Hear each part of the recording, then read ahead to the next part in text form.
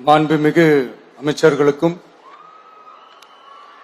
மதிப்பிற்குரிய சிறப்பு விருந்தினர்களுக்கும் அனைவருக்கும் என்னுடைய வணக்கம்.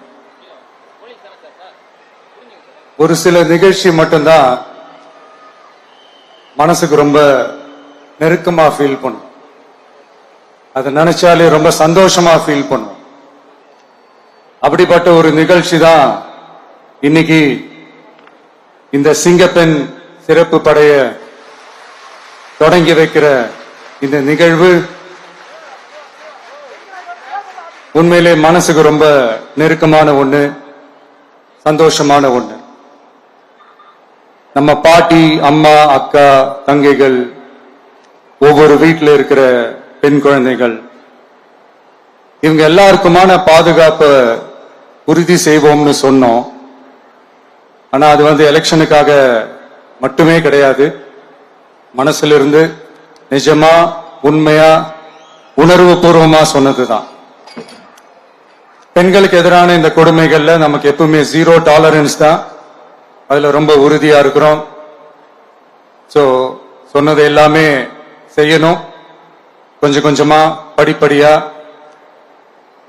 அதை செயல்ல கொண்டு வரணும். அதுல ரொம்ப தெளிவா இருக்கிறோம். அதனாலதான் ஆட்சிக்கு வந்த உடனே இந்த குறைஞ்ச நாட்களுக்குள்ளேயே இதை நடைமுறைக்கு கொண்டு வந்திருக்கிறோம். தமிழ்நாட்டில் இருக்கிற பெண்கள், பெண் குழந்தைகள் எல்லாருமே பாதுகாப்பா, தன்னம்பிக்கையோடு இருக்கணும். அதுக்கான முதல் கட்டம் தான் இந்த ஸ்டெப். இது மனசுக்கு ஒரு மன நிறைவை கொடுத்தாலும், அதே நேரத்தில் பெண்களை பத்தின சில செய்திகள்லாம் கேட்கும் போது உண்மையிலேயே மனசு பதறுது, கண்ணு கலங்குது. அது கண்ட்ரோல் பண்ணவே முடியல. ஏன்னா நடக்கிற கொடுமைகள்லாம் யாருக்குங்க? நம்ம குடும்பத்தை சேர்ந்தவங்க தானே. எப்படி மனசு பதறாம இருக்கும்? அதனால பெண்களுக்கு எதிராக இதெல்லாம் ஏன் நடக்குது, எதுக்கு நடக்குதுன்றது மற்றவங்க மாதிரி ரீல்ஸ்லயும் இன்ஸ்டாலையும் தேடிட்டு இருக்க முடியாது. ரியாலிட்டிய புரிஞ்சுக்கணும். சோ இந்த பிரச்சனைகள்லாம் ஏன் நடக்குது அப்படின்றத அனலைஸ் பண்ணி பார்க்கும்போது சுத்தி சுத்தி பாத்தீங்கன்னா ஒரே இடத்துலதான் நிக்குது. போதை பொருள் நடமாட்டம். அதை வேரோட பிடுங்கி எறியணும். இது 2026 போன மாசம் மே மாசம் 10ஆம் தேதி இந்த பிரச்சனை புதுசா முளைச்சு வந்துடல. இது பல வருஷமா இருக்கிற பிரச்சனை. பல வருஷமா இதை கண்டுக்காம விட்டதுதான் அந்த வேர் இவ்வளவு ஆழமா பரவி இருக்குது. இத பல வருஷமா கண்டுக்காம விட்டது யார் என்றது நான் சொல்லிதான் உங்களுக்கு தெரியணும்னு அவசியம் இல்லை. அது உங்களுக்கே நல்லா தெரியும். இப்ப அதை பத்தி பேசியும் பிரயோஜனம் இல்லை. முதல்ல இந்த போதை பொருள் நடமாட்டத்தை வேரோட பிடுங்கி எறியணும். அப்படி எரிஞ்சாதான் இந்த பெண்களுக்கான இந்த சேஃப்டி ரொம்ப ஸ்ட்ராங் ஆகும். இது ரெண்டுமே ஸ்ட்ராங் ஆனாலே ஆட்டோமேட்டிக்கா சட்டம் ஒழுங்கும் சரியாகும். இந்த 3 விஷயம் சொன்னல, இந்த போதை பொருள் நடமாட்டம், பெண்களுக்கு எதிரான இந்த கொடுமை, இந்த சட்டம் ஒழுங்கு, இது 3மே ஒண்ணுக்கு ஒண்ணு இன்டர்லிங்க்ட் தான். இதுவும் இப்ப புதுசா வந்த பிரச்சனை கிடையாது. பல வருஷமா இது இன்டர்லிங்க்டா தான் இருக்குது. இதெல்லாம் ஏன், எதுக்குன்றது இப்ப முக்கியம் இல்லை. இது எப்படி சரி செய்ய போறோம்ன்றது தான் முக்கியம். பட் அதே நேரத்தில் இன்னொன்னையும் நம்ம மனசுல எடுத்துக்கணும். இந்த பெண் குழந்தைகளுக்கான இந்த பாதுகாப்பு இது வெறும் சட்டம் ஒழுங்கு சம்பந்தப்பட்டது மட்டும்தானா அப்படின்னு கேட்டீங்கன்னா இல்ல. இது சமூக ஒழுங்கும் சம்பந்தப்பட்டிருக்கு. சமூக ஒழுகல தனி மனித ஒழுங்கும் சம்பந்தப்பட்டு இருக்கு. தனி மனிதன் ஒழுங்கா இருந்தாலே அந்த சமூகம் தன்னால மாறும். ஒரு கட்டுப்பாட்டோட, ஒரு பொறுப்பா இருந்தாலே இந்த மாதிரி பல பிரச்சனைகளை நம்ம கண்ட்ரோல் பண்ணலாம். படிக்கிற இடத்துல, வேலைக்கு போற இடத்துல, டிராவல் டைம்ல, ஆனா டெய்லி லைஃப்ல பயம் இல்லாம மரியாதையோட நம்ம பெண்கள் வாழணும். அதுக்கான ஒரு அட்மாஸ்பியரை நம்ம கிரியேட் பண்ணணும். அதுதான் நம்மளுடைய ஃபர்ஸ்ட் டார்கெட்டு. இவ்வளவு நேரம் நான் இதெல்லாம் ரொம்ப சாஃப்டா சொல்லிட்டு இருந்தேன். ஆனா பெண்களை தொந்தரவு செஞ்சுட்டு அப்படியே எஸ்கேப் ஆகி போயிடலாம்னு நினைக்கிறவங்களுக்கு நான் ஒரு வார்னிங்காவே சொல்றேன்.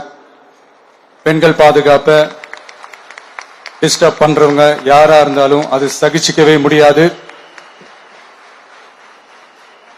அவங்களுக்கான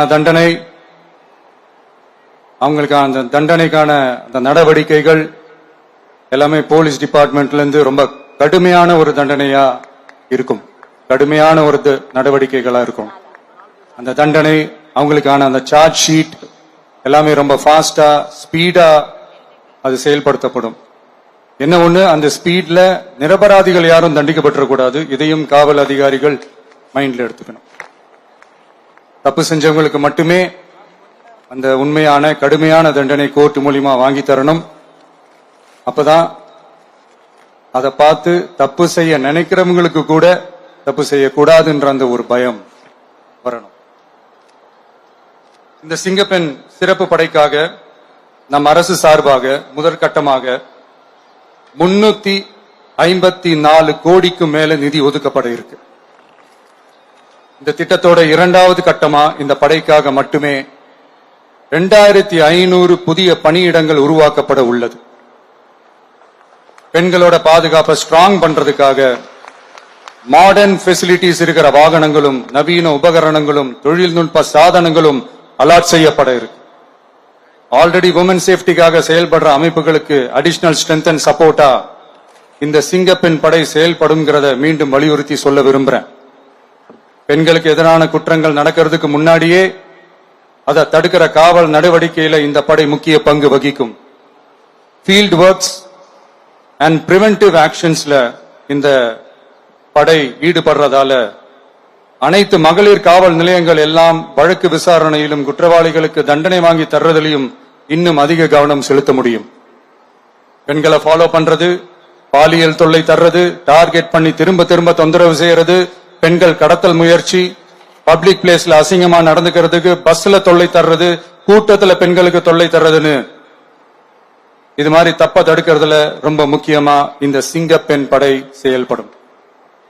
பெண்களுக்கு எதிரான குற்றங்களை தடுக்க நடவடிக்கை எடுக்க இந்தியாவிலேயே முதல் முறையாக ட்ரோன் வாயிலாக பெட்ரோல் மூலை அறிமுகப்படுத்தப்படும். நம்ம வீட்டு பெண்கள் அவங்களோட ட்ரீம்ஸ் அண்ட் எக்ஸ்பெக்டேஷன்ஸ் என்ன அப்படின்றத நம்ம அரசு நல்லாவே புரிஞ்சு வச்சிருக்கு. அதை கொஞ்சம் கொஞ்சமா நாங்க செயல்படுத்துவோம். உங்களுக்கான மரியாதையும் தான், உங்களுக்கான அந்த கண்ணியமும் தான் நம்ம அரசினுடைய highest and the most important priority. ஒரு கவர்மெண்டோட அந்த விஷன் அண்ட் டார்கெட் ஆனஸ்டா இருந்தாலே போதும். பிளான்ஸ் அண்ட் அட்டெம்ப்ட்ஸ் அது போற பாதை சரியா இருக்கும்னு சொல்லுவாங்க. அப்படிப்பட்ட ஒரு கவர்மெண்ட் தான் நம்மளுடைய கவர்மெண்ட், உங்களுக்கான கவர்மெண்ட். இந்த ஷார்ட் ஸ்பேன்ல இந்த சிங்கப்பெண் சிறப்பு படையை நடைமுறைக்கு கொண்டு வந்து இதுக்கு ரொம்ப கடுமையா உழைச்ச காவல்துறை அதிகாரிகளுக்கும் பணியாளர்களுக்கும் இந்த நேரத்தில் என்னுடைய பாராட்டுகளை தெரிவிச்சுக்கிறேன். இந்த நேரத்தில் என்னை பொறுத்த வரைக்கும் ஒரு கவர்மெண்டோட முதல் சக்சஸ், முழு சக்சஸ் இன்ஃப்ராஸ்ட்ரக்சரோட வளர்ச்சியிலேயோ பொருளாதார வளர்ச்சியிலேயோ மட்டுமே இல்லை, அந்த ஸ்டேட்டோட பெண்களும் குழந்தைகளும் மரியாதையா வாழ்றாங்களா அப்படின்றதுலதான் அந்த கவர்மெண்டோட முழு சக்சஸுமே இருக்கு. அதோட சேர்ந்ததுதான் மற்ற எல்லா வளர்ச்சியும். அதுலயும் நாங்க கவனம் ஃபுல் கான்சென்ட்ரேட் பண்ணுவோம். கான்பிடென்டா இருங்க, நல்லதே நடக்கும், வெற்றி நிச்சயம். மீண்டும் சந்திக்கும் வரை நன்றி, வணக்கம்.